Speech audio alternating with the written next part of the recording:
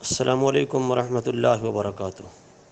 جی محترم، آپ نے سوال کیا ہے کہ اگر امام امامت کرائے تو کس طرح نیت کرے، مثلا ظہر کی نماز پڑھائے تو کس طرح نیت کرے۔ جی محترم، فرض کی تعیین ضروری ہے کہ کس وقت کے فرض پڑھ رہا ہے، یہ بھی تعین کرے، معین کرے، اور کتنی رکعتیں پڑھا رہا ہے یہ بھی معین کرے، اور اپنے امام ہونے کی نیت بھی کرے۔ انا امام کہے یا اپنی زبان میں کہے لے کہ میں امام ہوں۔ بہرحال اصل نیت تو دل کی ہے، زبان سے کہہ لے تو مستحب عمل ہے کہ دل اور زبان دونوں کے فعل کو جمع کرنا مستحب ہے۔ تو امام جو ہے وہ اپنے امام ہونے کی نیت کرے گا۔ اگر اس کے پیچھے عورتیں بھی نماز پڑھتی ہیں تو پھر عورتوں کے امام ہونے کی نیت بھی کرے گا۔